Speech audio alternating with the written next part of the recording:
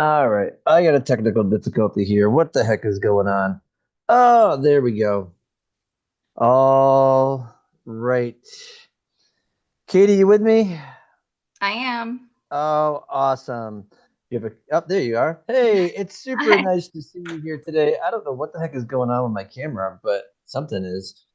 All right, as we get people beginning to sign in, it is the top of the hour, and I am Tim Freitas with the Garden of English, and I have two absolutely incredible human beings with me right here. One of them is someone who's new this particular week. Well, kind of new. It is the one and only Kaytie Storms. I will inform you of her claim to fame in just a moment, unless Kaytie wants to do that herself. And then, of course, we have Alexi Dar. Thank you, Ms. Dar, for being our moderator. We had George step in last time, but George is not needed today because Alexi is back. So before I start talking and shouting out people and things like that, Kaytie, why don't you tell people who you are, where you are, and any other type of personal information that you want out there forever on the internet? Okay, I am Katie Storms. I have been teaching for 10 or 11 years, and I've been teaching AP Lang for the last six or so. I am in Wisconsin, a very, very small town, really small school. I have 13 kids in my AP language class this year. So shout out to them. I told them that they may or may not want to be embarrassed by me tonight. So I don't know if they're joining or not. But yeah, I'm super excited to be here. I hope that you do get the opportunity to embarrass your students. I might even try to do that for myself as well, right? Lexi, why don't you tell us about where you are super quick and whatnot? And while you're preparing that, let's see, we've got people from Georgia. We have Ms. Rodriguez. We got to give a shout out to Ms. Rodriguez. We've got San Diego. I don't know what FVHS is, but I do know what NC is. That's North Carolina. So shout out to y'all at Southwest. Oh no, sorry, not Southwest High. Where did I get that? Yeah, FB HS. Don't know what that means, but someone's in Holbrook. Ms. Welch, thank you. In Massachusetts here. I'm only going to be a Massachusetts native for a little bit longer, but Lexi, you talk, and then I'll toss some more shout outs there. Katie, if you see some, shout them out too, please. Well, I do know I did a quick search, and FVHS is actually in Wake County, North Carolina. I'm not going to even attempt to pronounce the name of the school because I will Gotcha. botch it 100%.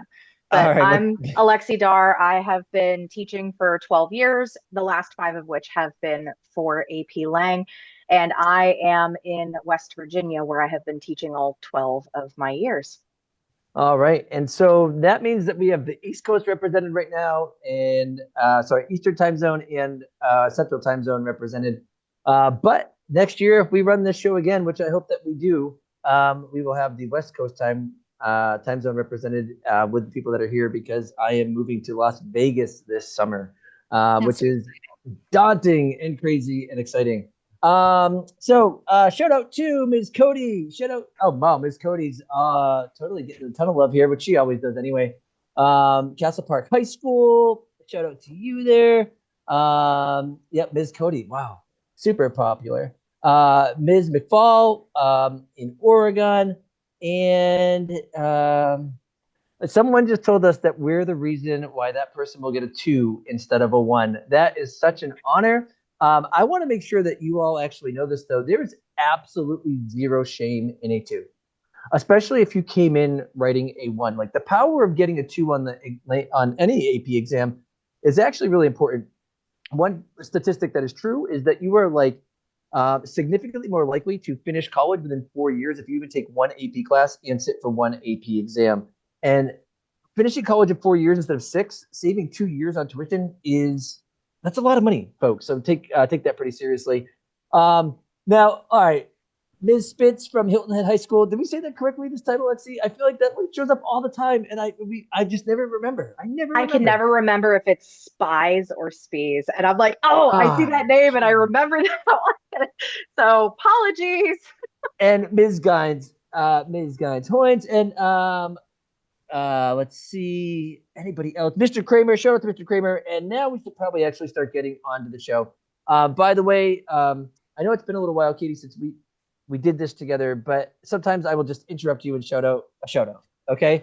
And I would encourage you to do the same to me, Lexi. Of course, you know that. Folks, let me set the ground rules here for a little bit. We are going to talk about synthesis today, and we are going to talk about argument today. And what's nice is that they can be similar in some ways. Now, please note that Kaytie and I are not your teachers, but we are here to support your teachers. And luckily, Kaytie and I do things that are very different, and Alexi does too. And these are just ways to approach things on the exam. We're going to give you tips that work for us. We're also all exam readers, so we know things that we see, and we want to be like, hey, you want to stay away from this and steer clear of that, but you also want to do these things.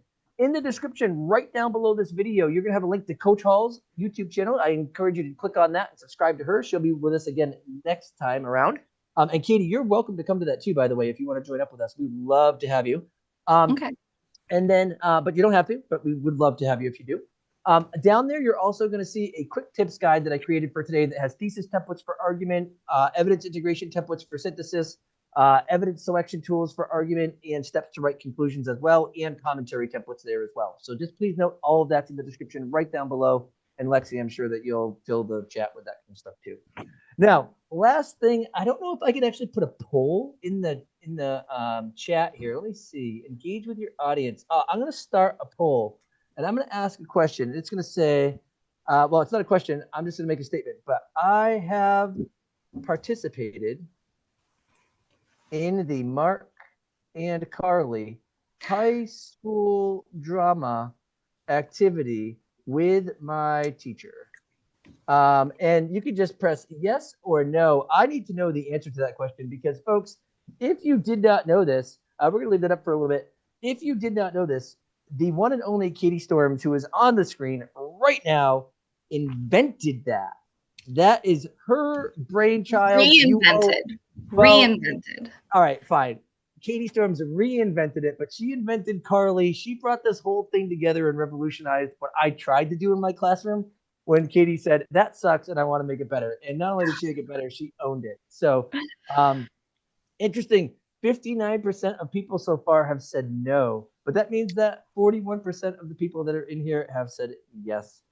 So that means, Kaytie, you are 41% iconic right now. And we'll see if it goes up.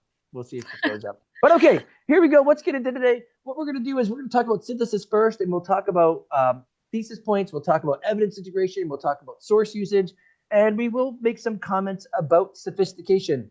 And then what we'll do is we'll shift towards argument, and we're going to go through that same order. So if you have questions about synthesis and the synthesis task or things that you commonly struggle with, please put them in the chat. The other thing that I need to point out, though, is that if you're constantly bombarding the chat with, what about sophistication? What about sophistication? What about sophistication? Just wait. Like, we will talk about it because it's really kind of the afterthought of things about earning points. So anyway, nonetheless, Kaytie, your kids come in. They've never done synthesis before. They don't think they can do this stuff because it's on test day. What is the first thing that you want to start with to help kids to better approach the synthesis task? Well, I remind them that they use the elements of synthesis in everything they do every single day, all the time. And Yes. once they remember that, like they remember, oh, I saw this article and I saw this post and I saw this, tweet or whatever. And they make connections between sources all the time in their daily lives. I think Yes. that kind of eases some of the anxieties moving into it. Now, why do you think students typically have some anxieties going into the synthesis task? I think they don't know what to expect. They don't know what the prompt is going to be. They don't know what the sources are going to be. Having to read through 6 sources in a short Yeah. period of time, I think gives them a lot of anxiety. And they're not quite sure, do I read every single word? Should I skim? Should I just look for keywords? And so I think it's an overwhelming task to do in a timed setting. I agree. And we'll actually talk about ways to kind of approach the reading of those sources in just a few minutes. By the way, I just found out that apparently if we shout out to Mr. Sefik, I hope it's Sefik, or maybe it's I was Sefik, going to just say that I think it's because we Sefik. have had several if we shout him now. out, he promised the class extra credit. So, Mr. Sefik, this is the shout out from your class, for your class right now so that they can get some extra credit there. Yes, and there's then been quite a few people that have actually said to shout out Mr. Sefik from Fort Jefferson High School in New York, because apparently they always watch the Garden of English videos in their class. So now that might be a good thing or a bad thing. I don't know. And then Mr. It's a good thing. Ledesma, shout out to them. And then Mr. Sefik's class again, and Ms. Bishop. Oh my word, Ms. Bishop all the time. And then Ms. Hunt as well. So anyway, nonetheless, Kaytie, I agree. This is a daunting task. Okay, so your kids come in, they're like, how do I do this in a really hard time? I appreciate how you engage them in the first place. I do too with the Mark and Carly. I'm surprised you're not wearing a Mark and Carly shirt today. I'm not gonna lie. Oh, I heard somebody awesome got that for you, but I don't know. yes, very awesome. Garden of English. Really awesome merch out there, guys. But nonetheless, the approach to say that you do this in your life all the time is really, really important because you're constantly evaluating sources. And we're trying to actually teach you how to evaluate sources more critically because if you're getting your news from your local Twitter feed, X feed, or your local, Instagram posts or anything like that, you're probably not getting the best source information. And if you're really developing your opinions from memes, I'm not sure if you all know this, but I defined memes for my class the other day as logical fallacies that are ruining how people communicate with one another. Like that is the nature of every meme. I don't know one meme where a logical fallacy is not created besides those Willy Wonka ones where it's like, tell me again how you blah, blah, blah. Those ones are hysterical. All right. So anyway, so Kaytie, the kids come in, we engage them with an activity that's going to tell them, hey, have some confidence you do this in real life, but that's not going to necessarily help us on test day. So let's be real. You know, and I know that the synthesis task is going to be hard. It's going to be complicated. But let's talk about reading the prompt first. Before we read the sources, how do you go through reading the prompt with your kids? And I'm going to explain how I do it with mine. The one thing that for every prompt, whether it's synthesis or rhetorical analysis, is that they want to differentiate the background information that they're providing. What is the context of the prompt? What important information do you need to consider? And then figure out what it's asking you to do. Especially with synthesis, is it going to be a factors prompt like what we've seen in the past, or is it going to be something more straightforward once, either side? So they have to figure out what is the task at hand and then determine before they even look at the sources what their stance, their argument is going to be. And I do this because a lot of times I think that kids will just read through the sources and then the sources are driving their argument when you really want the sources to kind of back up what you're more easily able to argue. You're absolutely right. Now, have you read for synthesis before? I did. I read for the food truck prompt. Okay. And it can be a slog. And the reason why is because a lot of kids think the synthesis task is just summarizing the sources, kind of like how you mentioned. So I really appreciate that when you get your kids approaching the prompt, you want them to kind of develop their opinion. Now, do you tell your kids that they can't change their opinion once they kind of have that before they go into the prompts? Or are you like, no, let's be flexible here? Yeah, of course. Yeah, Same here. they can. Right? Yeah, they can change it if they have a new thought or they change their perspective because of their thought process as they're going. And a lot of times too, kids might not know enough about a topic to have a super strong opinion either way. Right. So I tell them, if you are swayed one way or another and you can use that persuasion in your own argument, go for it. I mean, I don't really think about regulating food trucks very much. I think about food trucks a lot, but I don't think about regulating very much. And I certainly don't think about like vertical farms or anything like that. Correct. Or wind turbines. Right, for sure. Or the regulations that I should consider as a governmental entity or my own self. By the way, super quick interrupting, but I just found out that there is a class like tuning in at their junior prom to like watch this. Folks, this is recorded. Go be kids. Enjoy prom. Oh my gosh. I believe that it is Mr. Sethek's class actually based on conversation. So that's just makes it even more fantastic. Okay. I need to y'all are champions. Wow. Okay. And also shout out to room 302 at CPHH there. And we'll try to shout out some more people as we see this here. Now, nonetheless, I agree, Kaytie, right? There are a lot of topics that show up on synthesis that students may not know something about, but it's really important that you do try to engage a little bit so that you have an argument first. Now, in normal research, we want to actually look at the data and kind of go through that scientific method and come to our conclusions after reading the data. But what's really happening here on the AP Lang exam, folks, if you understand the task, is looking at saying, I need to create an argument where I have data. And when I get that data, I need to use it to support my argument. You are welcome to change your mind before you start writing your paper. I've seen kids a million times actually begin to write their paper and realize I'm not writing that paper. And then last time when at the very end of our last session that we did this, we were talking about the thesis, and Beth and I said one of the easiest things to do is that if you go into the sources and you realize that they really support one argument over the other, even if you don't hold that position, it's probably best to just write the easier paper on test day, because this is not a morality exam. It's an exam of can I create an argument and substantiate it with kind of research here. Exactly. Okay. Yeah. And I want to talk a little bit about the prompt too. The way the prompt is set up, folks, it gives you context so that you can engage with it, especially if you've never have, right?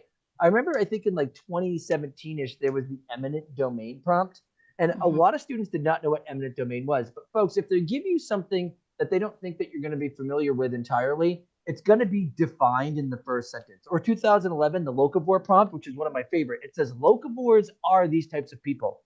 And I think, folks, that on test day, a lot of times kids are like, I don't know what this means, and they just move on to try to answer the task. But we don't want to do that, folks. But you want to realize the College Board is very purposeful in how they set up their prompts. And the first line will consistently be a way to engage you or inform you, especially if it's a topic that you're not familiar with. Okay? Then what they do is they provide some context and some exigence about talking about it now. And they typically also provide some different positions and perspectives of what people say about the topic before they give you the prompt. So I love the idea of breaking this down, Kaytie, getting in. What is this piece about? What's our context and exigence? And I also love that you brought this up. There are 2 types of synthesis prompts that can be seen on the exam. Kaytie, can you talk about those 2 types one more time just to try to differentiate what that means? Yeah, so one that we have seen a few times is a factors prompt, where it asks you to consider the factors in which X, Y, and Z. And then the other would be more of take a stance on this, make an argument about, you have to choose a side, essentially. Yeah. And so, folks, what that means is if you ever see a prompt that says, write a paper in which you develop your position on what factors should be considered when putting windmills up, you can argue in favor of windmills, but you have to identify at least 2 things that move you to be in favor of windmills. So let me give you this example.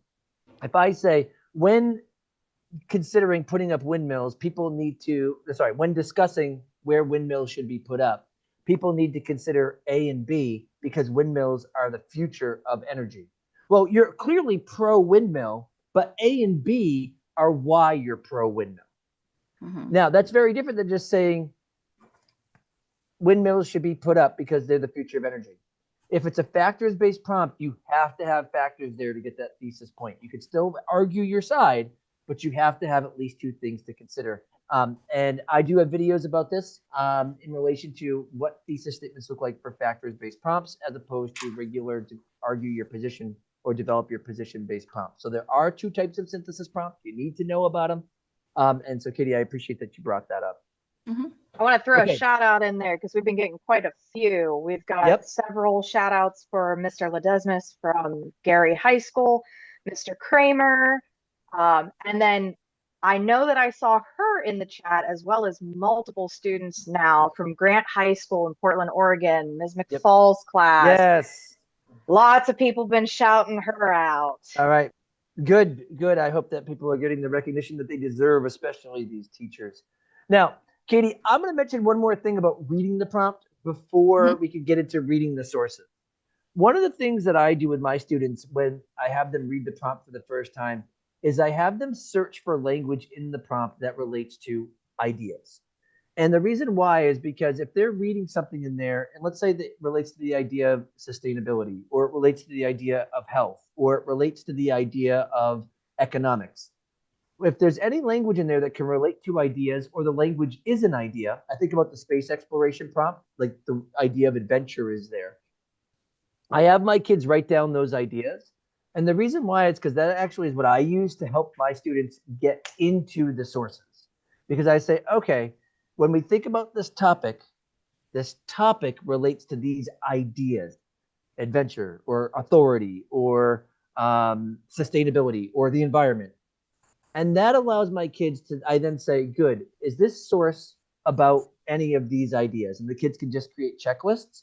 So they're reading with a purpose in mind, as opposed to just reading to try to pretend to or to try to educate themselves super quickly. Do you do anything like that to help support the reading of the sources before your students get it? I haven't looked at the specific words, but I'm totally going to steal that idea. But we do talk about looking for definitions or trying to figure out what is important in terms of the bigger picture, because we know, especially when we get into like sophistication, looking at it from black and white perspective is not always going to develop super, super strong ideas. So looking at some of that background information that they give you in the context, we kind of focus on that. Yeah. I do a video about breaking down the synthesis prompt, and I think that you'll see it because I just pull it out, and I think you'll be like, oh my word, that actually kind of helps direct kids there. All right, let's look at some of the questions that showed up in the chat, and then we'll move on to reading the sources here. So I have, okay, is it actually really hard to pass the AP Lang exam? Because the AP Lit teacher told us that it has a 55% failure rate. Okay, let's dismiss that myth. The AP Lang exam does not have a 55% failure rate. Okay, the AP Lang exam has, first of all, you can't pass or fail an AP exam, folks. You can get a qualifying score or you can get a non-qualifying score. But that doesn't mean that you failed it, okay? Showing up to test day is a solid W.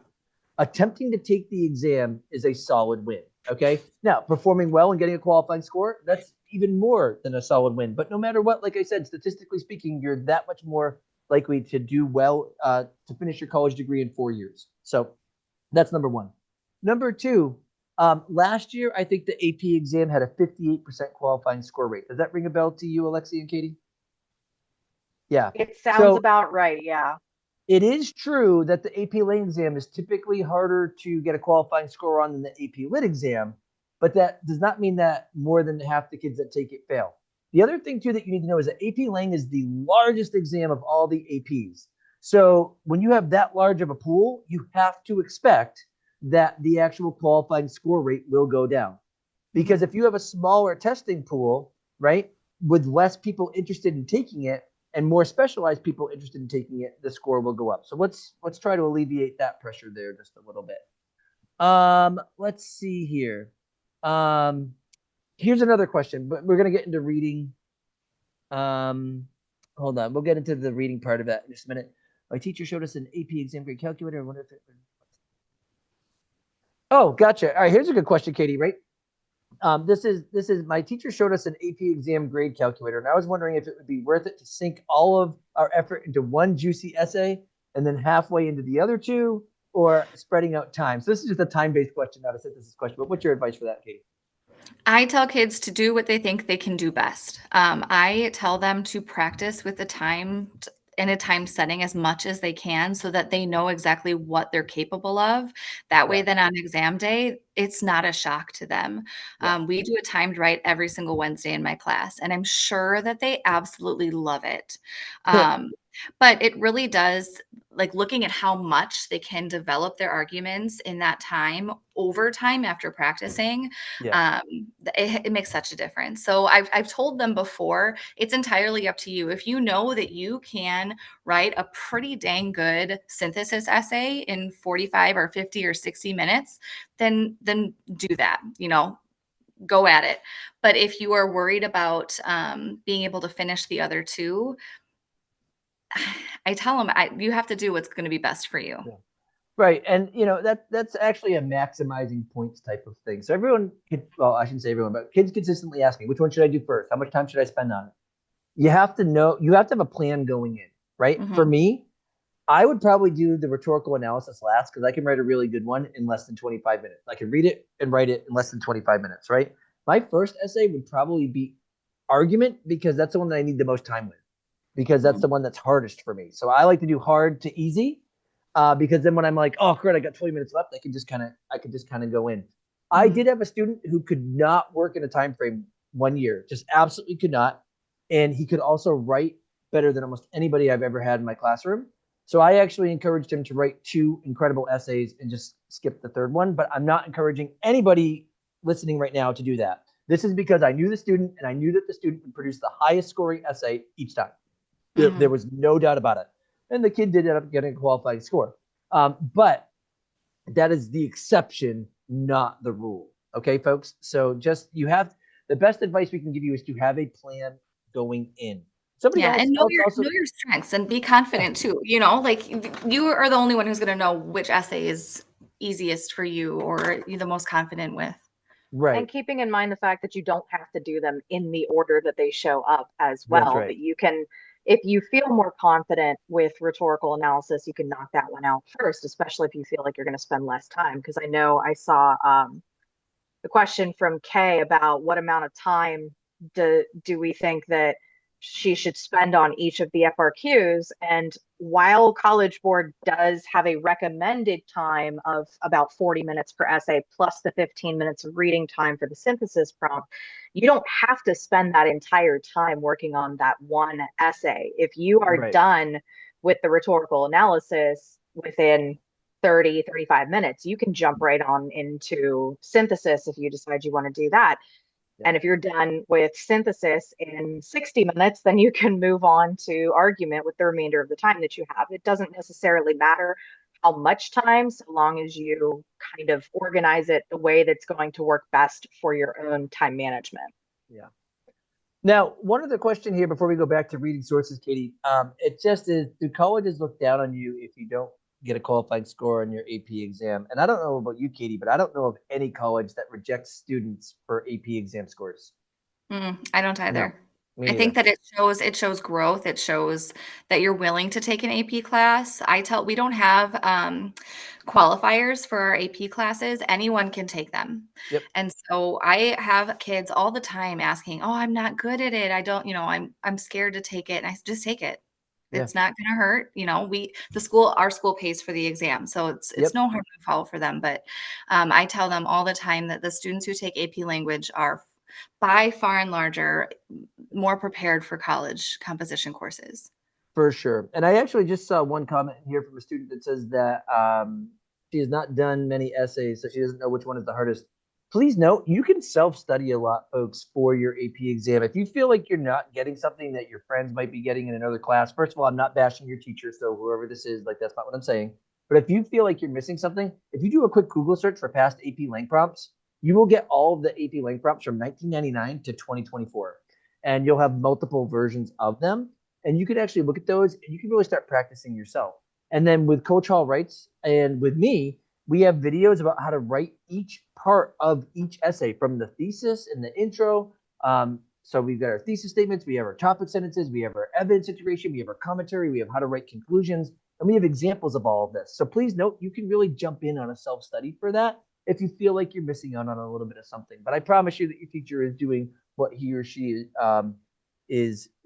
I promise you, your teacher has the best intentions for what he or she is doing in his or her classroom. That's why we wake up. That's why we do what we do. All right, Kaytie, let's get into the strategies for reading through sources here, because we've got probably about 12 more minutes to talk about synthesis before we can shift to argument here. So, all right, we know how the prompt is set up. We recognize we got to see if it's a factors prompt or just a regular develop your position prompt. I like to have my kids read the prompt for ideas so that they can look for ideas later on and correlate relationships between sources. Mm-hmm. Now we get into our sources, but it is daunting because they're long, and they're way longer than when this was introduced in 2007. What are some tips that you can give kids about getting through sources in a manner that's not going to be a time suck on exam day? So I do tell them they don't have to read every single word of every Yes. single source. Skimming is going to be your friend. Looking for major, like you said, like the keywords. I have never had them identify specific keywords in the prompt, but like I said, I'm going to steal that. But looking for key ideas and words within each of the sources. And then it was a lot easier when they could write on them, but I would have them label with either a plus or a minus, like this is supporting my position or this goes against my position. A lot of times too, I ask them to identify which sources each source communicates with or talks to, and how they might support each other or contradict each other, how they might build off of each other, because that is really the whole premise of the essay and of their argument, figuring out how these sources relate to one another. So that's what I tell them is their goal is to figure out how the sources relate to one another in addition to how they support their argument. Yes. And I appreciate this this idea of like you don't have to read every single word. Now, in our Zoom chat, Kaytie, I'm going to put a link to my synthesis breakdown, my prompt breakdown, which kind of does that idea thing, just so you can check that out later if you would like to. I'm also going to toss this here. Now, one of the things too, Kaytie, for me, when I tell kids if they need to go through their sources quickly, and it's kind of a longer one, I tell my students, read the first paragraph, read the last paragraph, and then you'll know if you're going to be able to use that source. And I'm like, then go to the next one. Now, I'm not saying don't go back and reread all of source A. I'm just saying mark right away if you're like, that's going to have information that I can use. So they quickly know, boom, and then they go to the next page. So they quickly run through their sources and just read the first part and the last part. And it's really important to read the first and last part of it, because what I've noticed is that every once in a while, one of the sources represents the other side and says, here's what people say, but then kind of goes back and says, but we need to extend this conversation a little bit. So I'm always like, you got to make sure that you understand where the source starts and where the source ends. If the source is just a big chunk of text, I say read the first 3 sentences and read the last 2. And so I tell them, you'll know right away if this is something that's going to help you in building your own argument, if you want to go back and read that. Then I tell my students, once you have 3 or 4 sources, let's say you read A, B, C, and D, and you have an argument, don't even read E and F. Don't even if E and F are the best sources ever, we don't have a lot of time on this exam. And I actually think the AP exam is a really good exam for testing skills, except for the time side of it. I do trust the test. I think that it's a really well-developed exam that focuses on critical reading and writing skills. The timing part is the part that hurts me the most, because I know so many kids that I've had that have been so brilliant that just have had such a hard time getting 3 essays done in 2.5 hours. They can get 2 done, but three can be kind of hard. It's a lot of thinking and writing. Yeah. Right. But it is what it is, and I'm not complaining about it. I'm just saying that's my 2 cents about the issue that means nothing to anybody that like that. But anyway, nonetheless, so if my students find their first 3 sources really fit with an argument, boom, then we're good to go. I do like to encourage my students to put 4 sources in their papers, but they do not have to. And so those are the kind of things. But when my kids go and read, I tell them, all right, if you mark the reading, if you just read the intro and the conclusion super quick and said this is something, go back and read that whole source. Just make sure you're not doing that for all 6 of them, because that's going to just waste too much time. I just wanted to make a note that I put the playlists from both the Garden of English and Coach Hall Writes for synthesis in the chat for anybody who is interested. Oh, thank you for that. Gotcha. We do have a question about sophistication, Kaytie, but we're going to get there after, because we need to just talk about, I want to talk about the thesis point super quick. Then I want to talk about integrating evidence in synthesis, and then commentary tips. Okay. So, all right, first things first, the thesis point for your students. How do you encourage your kids to know that they can get it every time they write a synthesis? It has to be defensible. Like we just went over this again today. They have to take a position. They have to directly answer the prompt. So even if it means a really basic, clear thesis statement, go for it. A lot of kids feel like they have to have a really, really complicated, long thesis statement, which can work. But in a timed setting, be clear, be concise, and know exactly what you're going to be arguing before you start writing. I know that a lot of times in the Garden of English videos, not like, we don't fangirl in my classroom or anything like that, but in a lot of the videos where you're talking about writing the thesis statement, whether it's for rhetorical analysis or synthesis or argument, the idea is to make sure that you're remembering what AP stands for, which is answer agony and pain. Oh, sorry. Yeah, there you go. Exactly. But to make sure that you address all of the parts of the prompt. So if it's asking you to give your position on whether or not the public library still has value, you have to first of all say, the idea, what is the value of well, yes or no, does it have value in the first place? And then what is that role that it serves? Because the question, like for the public libraries question, what was that, 2017? 2017. Yep, I read that. Where they asked, what is your position on the value and place essentially in society of the public library today. So you have to first of all say whether or not you believe that it does have a place in society. And then from there, you have to explain what is that place. So, there are multiple parts to each of the questions that have to be addressed in the thesis point in order for it to be fairly defensible, at least like easily identifiable. Because I know I did the rhetorical analysis last summer for the Reshma Saljani piece, and one thing that I know I did see a lot of, and that my table leader had told me, was that we can still technically consider a thesis that only includes what is the message with like the brief, like over more open kind of structure to the thesis statement as defensible. It's just that they have to go in and they have to really clarify it whenever they're writing their body paragraphs. So in this kind of situation, when we're talking about synthesis, it seems to be, at least based on working with many of my students, the easier way, at least in terms of like time constraint, is get the closed thesis figured out as fast as possible, because that one's very formulaic. So you kind of have to just plug and chug once you've got your position figured out. Yeah. And somebody actually just asked, can you have a multi-sentence thesis? And the answer is absolutely yes. And I want to point out, I just got a personal message on Facebook Messenger, because I'm old, folks. That's why I'm on Facebook. And it's pronounced spez. All right. So that's note to self. That. All right. That's for next time. So anyway, yeah, Kaytie, I agree, right? We don't need fancy thesis statements, right? If it says, what factors need to be considered when you're considering putting up a windmill, you could say people need to consider A and B. Correct. Now, yep. I would like it if my kids said A and B because, and then they put an argument there.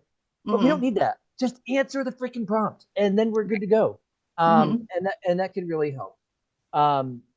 So nonetheless, that's the kind of thesis thing. But turning the prompt to some questions to answer, making sure those questions are answered in your thesis, that's going to really help guide the paper. But you're right, Kaytie. The idea of the closed thesis is also, or Lexi, that's going to really help on the time side of things. But okay, so we get into this. We read our sources. We realize that our sources are kind of talking about the same thing. Kaytie, what do you have for tips in relation to getting these sources to talk to one another, as opposed to dealing with the source summary that you and I have probably dealt with so much? Yeah, I really emphasize looking for a source that they can use in a counter argument and kind of building off of that. Especially with an argumentative essay, you're going to usually, I tell my kids to start with their counter argument, and then just kind of go to show how do the sources agree or disagree with one another. A lot of the times too, the kids have a hard time with figuring out, if they both agree, how do we show that connection without just plopping quotes in? Yeah. So the constant commentary is something we're still trying to drill within every single class, like explaining, how does this source support your argument and how does this source connect to the other sources? Like the long commentary is what we're looking for. Yeah. I have a couple of things about that, right? So first of all, in the description down below, there's a free resource about like integrating quotes and whatnot. And I don't have all of my templates in there, but I tell my students, like, if you see two sources that disagree, then just say, like, get your evidence in, right? In this particular piece, so-and-so, an author who blah, blah, blahs, argues that, and get your quote in. And then you might even want to say, yet it has to be admitted. And then you just put in that little counter argument. You got two sources in there because you realize that they don't jive. And then when you provide your commentary, just say, here's how this supports the argument, but the limitation is still here. And so because of that, I tell kids, you could do this really easily. So-and-so, an author who blah, blah, blahs, or, the lead scientist for such and such posits the idea that such and such is the case. And you get your quote in there. and then say, and this is even affirmed by so and so. Like, folks, if you know the relationship is one affirms the other or one extends the other, then write that. Mm-hmm. The other thing too, Kaytie, I don't know if you do this, but I have two rules, well, two big rules for quote integration. My first one is that they cannot just drop their quotes in a sentence. And So we their call that a quotes, naked quote, and it's awkward for everyone. it Don't do is, it. it really is. So my students have to include their own language before they go into a quote. And then they also have to use less than 13 words. So when they pull from a source in my classroom, the longest they can have in any set of quotes, they might have two quote sets in one sentence that's nice and complex, but they can't use more than 13 words. So that means that their quotes have to flow. So my kids can't say says, states, or claims, and it has to flow from their words into the quote. And they're like, well, how do we know if it flows, Freitas? I'm like, if you read it out loud to somebody and that person can't tell where your words end and your quote begins, then your quotes flow. And that's really, really good. And that actually can help move towards sophistication. It doesn't earn the Mhm. sophistication point, but think about this, Kaytie. With all of the papers that we read, when we see kids who write with flowing quotes that also interconnect different sources, is that not something that where we breathe a breath of fresh air and we're like, ooh, this kid has some good Absolutely. skill? Yeah. Absolutely. Yeah. And I, for even starting freshman year, since I started teaching AP language, we now teach our freshmen and juniors how to use rhetorical verbs to introduce a quote. Yeah. But I love the 13, the limit of 13. And I tell them, don't underestimate how powerful a single word or phrase can be. Absolutely.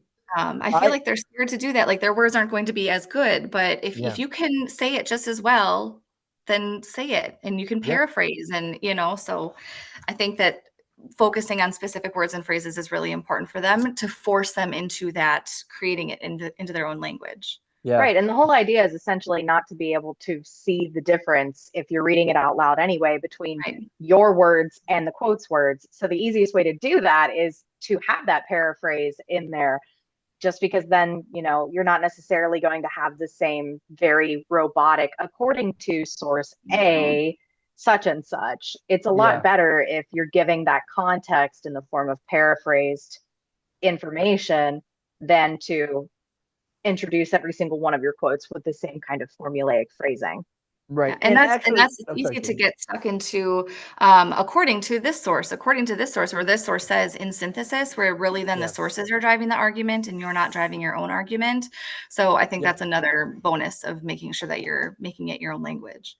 Right. And in the description down below, in that help sheet for today, I did link to playlists for how to write the entire sentences. So, folks, if any of you are like, oh, I'd like to know more about these things that Kaytie is saying, or that Timm is saying, or that Alexi is saying, if you go to those playlists, I give much more. I give examples and I give worksheets and things like that in those videos, which each video is at most like 15 minutes long.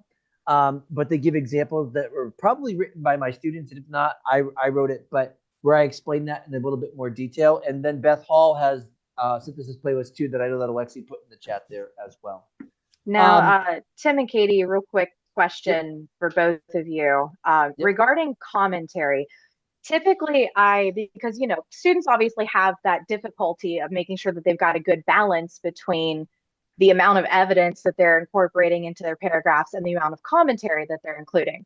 yep, Usually, whenever I'm trying to get them to fix that balance a little bit more, I have them do a very kind of childish, but it works, color coding sort of scheme. That the idea is essentially that for every one sentence of evidence that they've got, I want them to have at least two, if not three sentences of commentary to follow it. So if you were yeah, going with a very stereotypical 5 sentence paragraph, yep, sentence one is your topic, sentence two is your evidence, and then three, four, and five are going to be your commentary. yeah.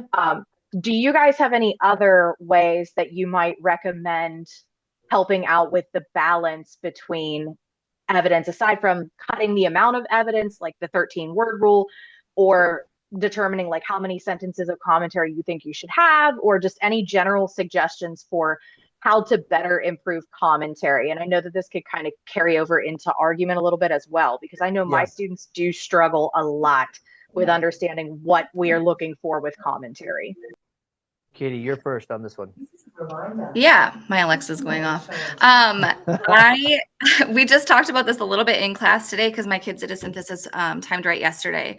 I reminded them that they have to show some kind of reasoning. So whether they're using the word because or due to this or therefore, they have to get used to those the transition words in order to show like the impact or the effect of that evidence on their argument, or how they can kind of just expand on it a little bit more, because a lot of times they'll say, therefore, this is true, or because of this, that supports my argument.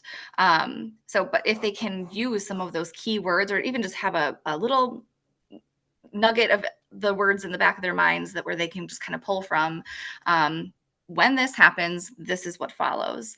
Showing the connections that way, I think, really forces them to expand on their commentary rather than just saying, and that's why it supports my argument. Yeah. Yeah, Kaytie, you took the words right out of my mouth. It's really about those cause and effect words. Now, for my students to get them to a minimum of 3 commentary sentences, I force them to put the word because in their first sentence of commentary. So we have topic, sentence, evidence, commentary. So the word because has to show up in the first one. They have to start their second sentence with consequently, since. So because, consequently, and since, all cause and effect language. And then their third sentence has to start with either thus, therefore, or furthermore. And it has to also have the phrase due to the fact that in it. And so because of that, even if my kids get a little bit repetitive, they typically start a little bit repetitive as they practice that. But then they start realizing, oh my word, I put a because here, and then I said consequently. So now I have to revisit what the effect was, and then say what's the consequence of that effect. And then I need to say thus, and I need to come to the conclusion of that effect. And that helps their reasoning come out here. McFall proving she's the true goat over there. She's quite literally giving your transitional phrases in that order in the chat right now. Oh, nice. Awesome. Thank you. Good. But you're right, Kaytie, and that's actually going to help us in argument too. So commentary for argument and for synthesis is the same, because synthesis is just an argument where you're given your sources. And so that's what we really need to focus on, folks. If you have good argument skills, then you're going to most likely do fine in your synthesis. And if you get a topic that you don't know of, they're going to give you enough information to quickly educate yourself. That's for sure. And there was one other question that I saw that I was like, ooh, oh yeah, somebody asked about, specific strategies for, not getting bogged down by reading these nonfiction, these nonfiction sources. And folks, you've got like 3 weeks to your AP exam. Start reading some nonfiction on your own. I literally told that to my class when we were talking about the ACT. They said, one thing that I really struggled with was just staying focused and being interested in what I was reading. And I said, because you don't read nonfiction very often, read the boring stuff. You got to figure out what are some strategies that you can use on your own to get excited about it, as excited as you can be in a 3-hour test. Right. Especially considering how frequently you see those older pieces too. Like, get the exposure going, because that's going to be the best way for you to get better at reading it, is to continuously expose yourself to materials that are in that particular vernacular. And one other thing too about this, folks, and this is going to be a game changer for anybody who does this. I promise you that you'll reach out to me after and be like, thank you for even suggesting this. I encourage you to tomorrow to go home, find a nonfiction something, preferably a book, but even if it's an article, no problem, and read it for 2 minutes. Don't have your phone out. Put it in the other room. Turn it off. Read it for 2 minutes. The next day, go home, grab that same nonfiction. This is why a book is better, because you're gonna try to keep it going. You can grab that same nonfiction book and read it for 3 minutes the next day.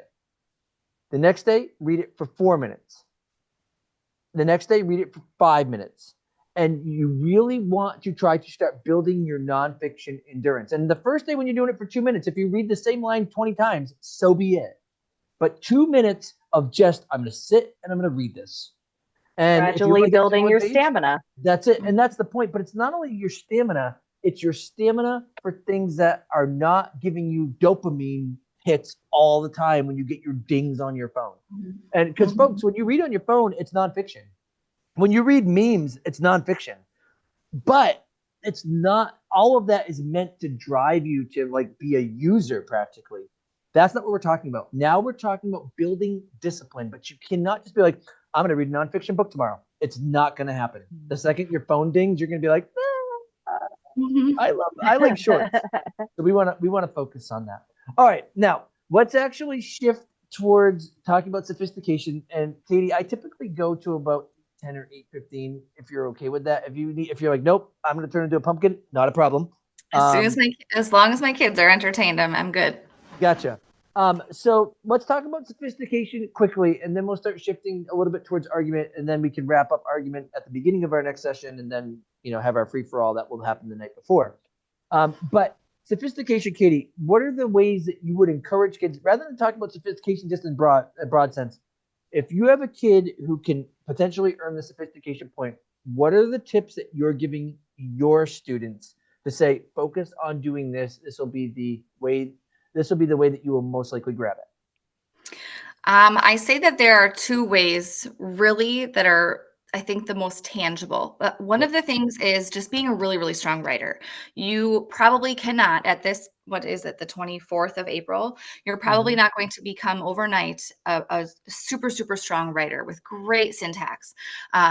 So I tell them to focus on how does it apply in the greater sense of the world or on a philosophical level? Like, can you build it out of this black and white little box that you have? And talk about the impact that way. And then the other one is thinking of nuance within an argument. So what are the strengths of an argument? What are the weaknesses of an argument? And just kind of like finding that fine line to ride as long as throughout your entire essay. Those are the two things I tell them to do, because I think so many kids think that sophistication means big words, long essays, when that's really, it's not the case. No. When I get a paper that can clearly tell me, like, let's pretend we're doing the windmill essay from the 2018, I think it's when that was. When I can have a kid tell me that his or her argument is about, or should I say, show me that his or her argument is about sustainability and economics and not windmills, although they're using windmills to create that argument, that's a moment of sophistication. There's no doubt about it. And so I agree with that. The problem that I have with nuance, when I tell my kids about that, I don't have an issue talking to them about nuance, but a lot of times my students will write a body paragraph that just supports the opposite position, and then write a body paragraph that supports their position, and then be like, so I did it, right? That is not nuance, folks. Okay. Correct. Nuance is saying, I'm going to support my position the whole time through, and then readily recognize that there are some limitations to it, but leaving that kind of subtly implied. That's something that you really need a teacher to show you an example of if you can't do that already. The kids that are doing that already are already going to earn the sophistication point. For the tangible things that I tell my students to do to try to earn the sophistication point, if they're ready, I always tell my students, if you're not consistently writing 140s in my classroom, let's not even think about the sophistication point. Like, let's get the 140 down, because a 140 puts you in position to score a 5 just as much as a 141 does. The sophistication point is statistically inconsequential for scoring 4s and 5s for kids that do. Okay, so that's the first myth I want to dispel. In order to get a 5, you have to get the sophistication point. Not true. Okay, same thing for a 4. But you really want to be writing a 140 or really high 130s. But I tell my students, if they can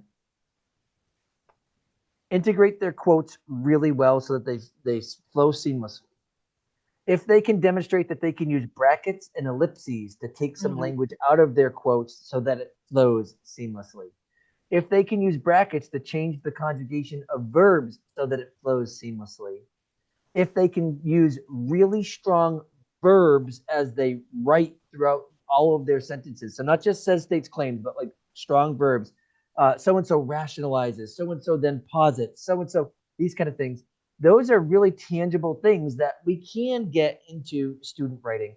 And the other thing too that I tell my students is use advanced punctuation correctly. If you can show me that you can use a colon, a semicolon, and dashes correctly in one essay, and they're done correctly, that paper looks like a fly honey.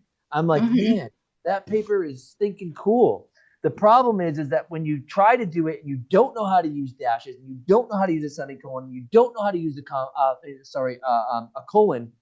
It's kind of like the person who wears too much makeup. Like, we've all seen that person, the person who doesn't wear any makeup but is still pretty. That's a great essay. It's a boring essay. It's not going to get the sophistication point, but it's a good one, right?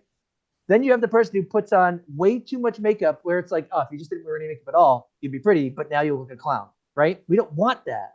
But then you find the person who is already naturally attractive, right? Male or female, I don't care. And then the makeup goes on, but it's just enough. And you are like, I already thought you were a fly honey, but now you are the flyest honey. Okay. And that's actually what an essay will look like to a reader when you see consistent, seamless quote integration with some advanced punctuation and really strong verbs. And at that point, I'm like, I'm going to give this the sophistication point for vivid and persuasive style. But those are tangible things to develop a vivid and persuasive style. Because the truth is, Kaytie, you're right.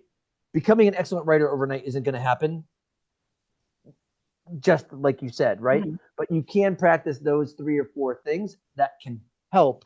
Those are very tangible things that can potentially help. Yeah, I like to, you said it has to be consistent too. If you are just kind of throwing in, you're experimenting with a colon in paragraph 1 and then not at all anything else the rest of the way, or you're using figurative language once, it's not really going to show that level of consistency. No. And what's so funny is that, so my students can all use colons very well because I basically brainwash them. And every time I see them use it correctly in their responses, I still am like, oh, heck yes. Even though I've known for the last 3 years, my kids know how to use them because I've had them for 3 years. Every time I'm like, that's just impressive. So, and that does not mean that all my kids get the sophistication point. They don't. But it's just one of those things that looks really, really good. Okay, so somebody asked if I do essay readings. I do not. And the reason why is because so many kids ask me every year, and I have my own students, okay? I have 6 different classes that I teach over 3 content areas. I teach theology, I teach AP Lit, I teach AP Lang, and I teach speech. Oh, sorry, 4, okay? So because of that, and I've got a lot of my own papers to grade. I'd love to help everybody, but I can't. Now, Kaytie, she's completely free. So I'm just kidding. Although I will quote a student who said, "Oh, thank you for finally grading my essay that she just turned in, last week." So, oh, love when that happens. I'm doing great. Yes. I actually just finished essays from 2 weeks ago today. So, there you know. All right. Next, let's actually start shifting towards argument here, real quick, Kaytie. And let's see what we could talk about in about the next, 10 to 12 minutes, and then we'll start with argument on the night before review. And Kaytie, please, if you want to show up, we would love to have you. There was one good question I think that might kind of help break into that from Kay. She had said, what if I can't think of any evidence for an argument essay? What would you do? So maybe a good place to start would be talking about, the difference between the synthesis and the argument essays. Yeah. Kaytie, you want to take that for us, please?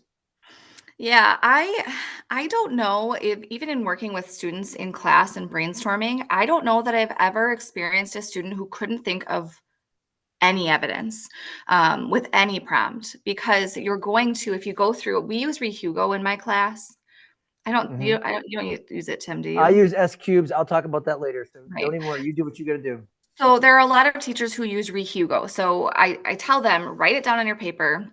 Or think about it in your head. And we even play Rehugo Gories, which is like categories, but with Rehugo, and they love it.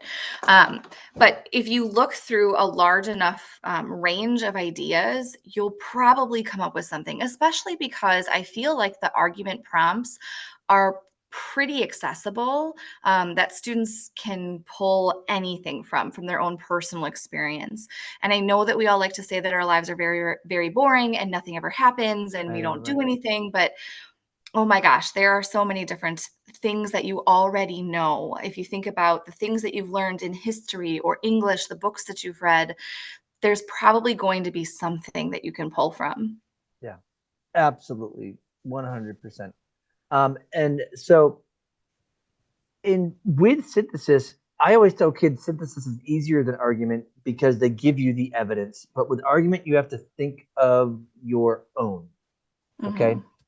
Um, and you're right. I think kids don't give themselves enough credit at all. And it's like, no, you've lived through a lot of things and you have a lot of experiences that I don't have myself. And there are times when I read my students' argument papers and I'm like, I didn't even know that you knew that, right? I actually Mhm. found out that a student that I tutor actually was mentored by Nelson Mandela's right hand man, who she met at like a coffee shop. And then she started doing like some community work with this guy. And I was like, you need to write about that. Like that, Yeah. that is incredible Wow. that we even met this person in a coffee shop or whatever. And it was like, wow, just amazing. Um, Now somebody asked um, about the commentary format. There are videos linked to that right in the description down below if you look at the help sheet for this particular element there. But when it comes to synthesis and argument, folks, an argument prompt recently has been pretty philosophical. Kaytie, can you even think of an argument prompt that hasn't been philosophical in the last like 5 years? Like they used to do the buy nothing day, and they used to do like the Like super school specific. sponsorship. Yeah, Mhm. but now it's more like you know Open-ended. it really is. And so you have folks, you have to turn into little philosophers a little bit, right? But one of the questions here is when my kids when my kids get a prompt, I always tell them the first thing you need to do is figure out, do you need to interpret the quote or not?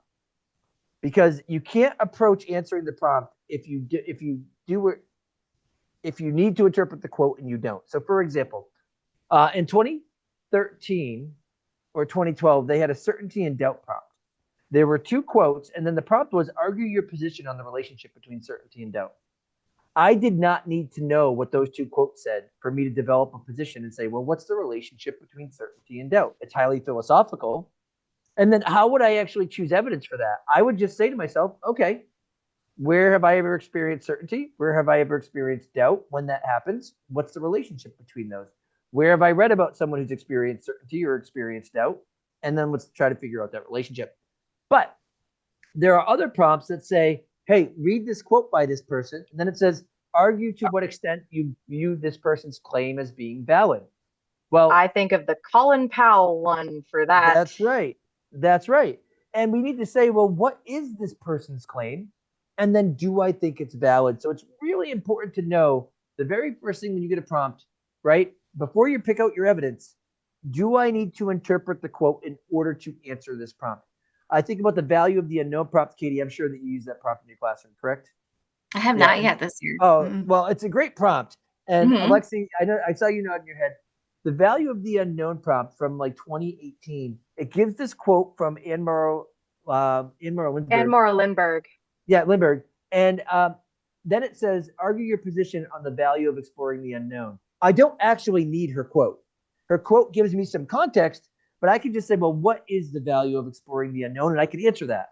Now, if it said, argue your position on to what extent Lindbergh is correct, that's when I have to say, what is her position? And then do I think it's actually correct? Okay. Somebody asked if making two claims is enough in the argument essay. Kaytie, why don't we deal with that in just a moment? Okay, because I want to just talk about one more thing. When it comes to choosing evidence, you said you re-Hugo, correct? Mhm. So what I do is called S cubed, and the only reason why is because it's very easy to remember just one letter. And for me, it's subjects, society, and self. So what are the subjects I study in school? I could pull from that as my examples. Then I have society. Well, what are the elements of society?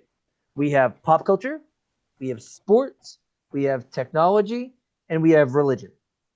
And then we have the self, and that is personal anecdotes, so stories about yourself. We have secondary anecdotes, stories from people that you know. And then we have the last one, which is hypotheticals, which I think kids go to the most, but I hate the most. One of the ways, folks, you can tell that you're using concrete evidence to support your opinions, I should say your arguments, is if you can find a proper noun in it. Capital letter. That's right. And that comes from my friend Tamara Schultz in Texas. She's the one that said that one day, and I was like, you are brilliant. And I wish that I knew you for the first 10 years of my teaching career. I love her. She's the best. She really is. If you have a proper noun in your evidence, that means you're talking about something that specifically exists with a name. And because of that, it's gonna help. So anyway, anything about the kind of evidence stuff for argument there, Kaytie, before I look at some of the questions that are showing up in here? No, I think that was it. Just read Hugo. I just saw someone said, my teacher makes us use CHELPs. You get to use CHELPs. They're all the same thing, whether whatever acronym you're using, they all do the same thing. You could even make an acronym out of your name if that helps you. It doesn't really matter what version you're using, as long as you have some sort of strategy to go into an argument and brainstorm some topics that you might not think of right off the bat. Right. So now let's talk about this. Someone said, I've been teaching my kids to make 3 claims, which I'm assuming would be 3 body paragraphs. And can we tell them that 2 is enough? So that's the first question. The next one is, can we explain in detail the difference between general, somewhat specific, and specific evidence for argument? Sometimes I have evidence, but I feel like it's not specific enough, but it's all I have. We could talk about that. But let's do this 3 claim, 2 claim thing here. Kaytie, you've been a reader. Let's say you've been a reader. I've been a reader. I've been a question leader for a lot of these things. And can you write a paper that scores the highest score and have 2 body paragraphs? Yes, absolutely. I'd say absolutely, yeah. Yeah. So I think that, the rubric says supports claims with evidence. Claims, plural. More than 1, so at least 2. Mm-hmm. So my students typically write a thesis and 2 body paragraphs for their timed writings. And I actually, last year, most of my students wrote a thesis and 2 body paragraphs. And then when they had 20 minutes left over at the end, they all went and put conclusions on at the end. And I would suggest that probably 80% of my kids did that last year. And they were like, it was great. We knew that we finished all of our essays. Yeah. Yep. I say a thesis statement at least to start. And 2, if you have 2 minutes left, go and you haven't done an essay, just go write a thesis statement. Get a point. But I tell them a thesis statement and 2 strong body paragraphs, because I would so much rather have some really strong ideas, like 2 strong body paragraphs than 3 kind of weak ones. So spend your time developing those arguments and those, supporting those claims rather than scrambling to just get 3 paragraphs. I tell my students the exact same thing, that if all you get for your intro is a well-constructed defensible thesis, fabulous. That's all you need to have in the intro. But then to really focus their time on building and developing the ideas in those body paragraphs, if they have the extra time, it's nice to tack the conclusion on, because I know I saw the question from Haley Hall about, do you get counted off for not having an introduction and conclusion? No, technically you do not, because really the bulk of the score is in that row B for evidence and commentary, and that's going to come down to the body paragraphs themselves. Now, would you both not agree that it could help sophistication by having a well-developed intro and conclusion? Yeah, because I would definitely say it makes a difference there, but they are not required, as you had said, to get that 140. You could still have a really well-constructed essay and argument without a conclusion. For sure. These are timed writings. They're not essays, right? They're exam responses. Polished first drafts, I believe, is what my table leader said last year. And they're scored as drafts. Yes. Absolutely.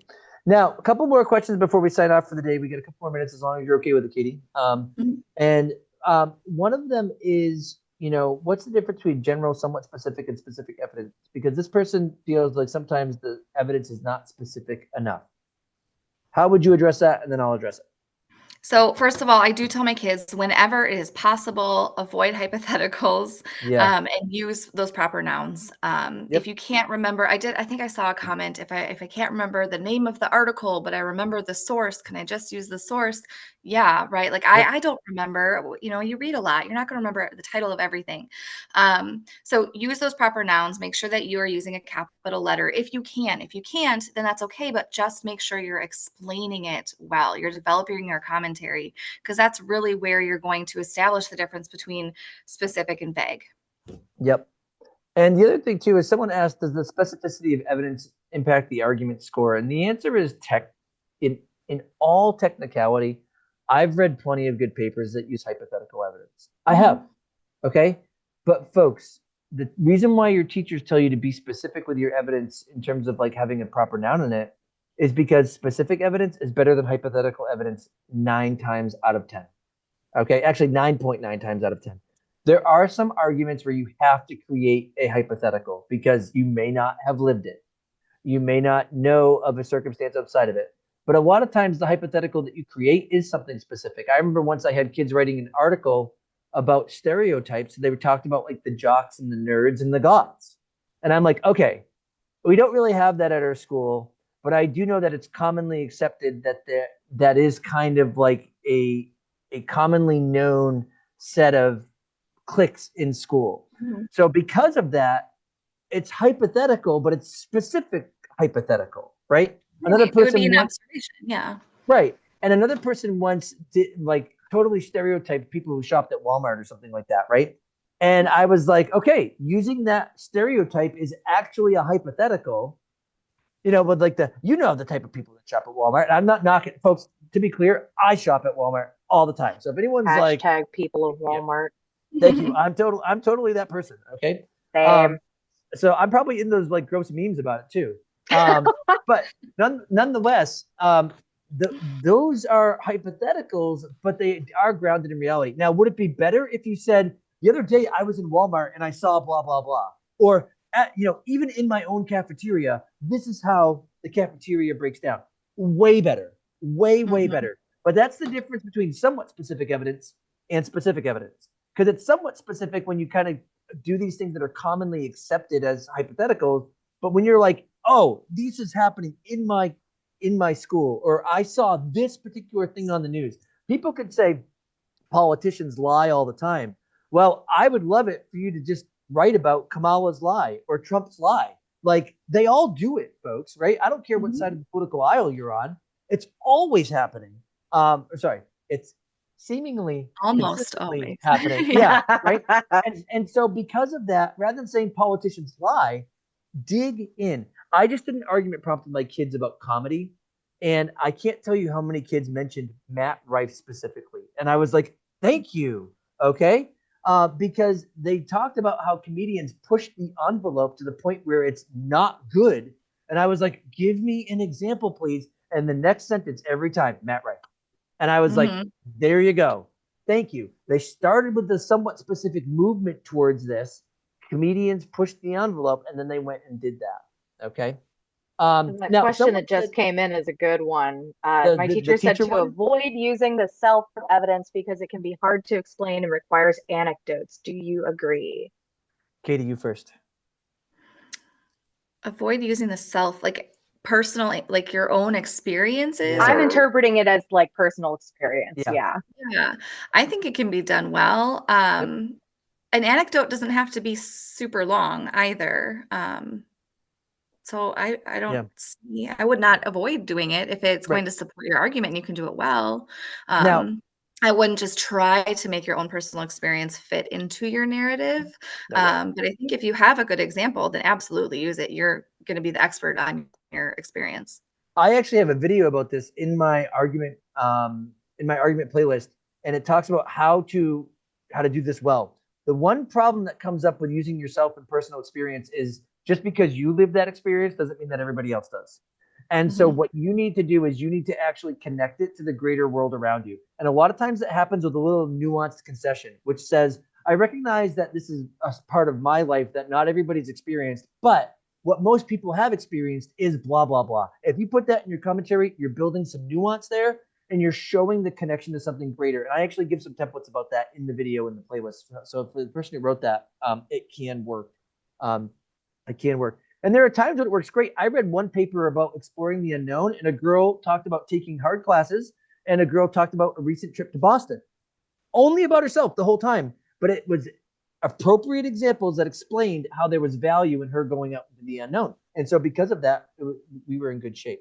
Yeah, All so right. that basically responds to that last question Yeah, that we the last just got question. from Sarah. Is it not great to have an essay with only personal evidence? I'd say if you can make it a specific, detailed example of your personal experience as your evidence, I mean, hey, considering again, time, that's going Yeah. to be the best thing that you come up with. Great. Just make sure that you're being very specific about how that is an example and adding that kind of caveat in there as well that basically says, this is my experience. This may Yep. not be other people's, but this is technically an example of that. Yeah. So please note, some students fall into this idea of thinking they have to pull from a bunch of different places for their examples, and sometimes they force things into arguments that don't need to be there. And sometimes they create incongruities. I had a kid write a paper once that had Magellan and Tom Brady's Deflategate involved, and I'm like, "Why'd you do that, bud? You should have just stuck with Magellan and Darwin, or Magellan and or Copernicus, or Galileo. Like, just keep it in the same realm if you can. Like, it's not a problem. You don't have to always diversify. It can help, but not always. And I think that a lot of times people want just like the quick fix. Like, I can know that I can just do this and this works. That might work on your AP Enviro exam. That might work on your AP Bio exam. But this is AP language, which is a actual, like, our content is our thinking skills and our Skills communication based as skills. opposed to content based. Right. And I do recognize that AP Bio and AP Enviro and stuff like that do have content and skills that they need to apply to that. But for us, ours are entirely the same. So when people are like, so it has to be done this way because my teacher said so, or wait, my teacher was wrong. No, your teacher was giving you the best strategies to work with your class, but know that there are other ways. And that's why I love having Kaytie here and Alexa here, because I know that they both teach differently than I do. And so we can actually say, yeah, here are some ways that we do this. This works for my kids. This works for Tim's kids. And now you can try things on for size because you have 3 weeks until the exam. And if you don't want to do it in your classroom because you know your teacher does something different, well, then just do it at home. Just practice Do it. those See if extra it practices. fits. Yeah. See I if tell it my works. students all the time that all of the ways that different teachers or different resources are showing how to address each of these things are just more tools for the toolbox, that it's supposed to be other ways that they can address it to find which method works best for them. It's basically the same idea as, figuring out what kind of note-taking method works for you, what kind of annotating method really works well for you. You have to kind of test the waters a little bit to figure out which one is going to be a good fit for you specifically. So it's not necessarily that any of these are one better idea over another. It's which one works best for you, your writing style, your learning style, and things like that. Yeah, I completely agree. So nonetheless, we are, Elizabeth asked for other acronyms besides chores. You did ReHugo. I do S cubed. But it's about 8:18. Kaytie, I know that you have young pups. Alexi, you have young pups, both literal and children, of course. And I have 5 children that I have to go see, and I actually have to go clean my house because we have some showings tomorrow because we're moving. So, folks, I appreciate you all. I hope that we gave you some good tips here. Our next evening out is the night before the exam. Do you all know what date that is? I don't remember. May 13th. It's my birthday. It's May 13th. Well, we could say, Kaytie, all right, I want you to join us, but now please, you have to be there. I am not insulted if you would rather celebrate your birthday. Okay. I think because actually my kid might have baseball practice, so there you I'll have go. to All right, there you go. schedule. So please note that's the case. One last question I'm going to answer before we sign off, though. Rose asks, "How will we mark up the digital exam?"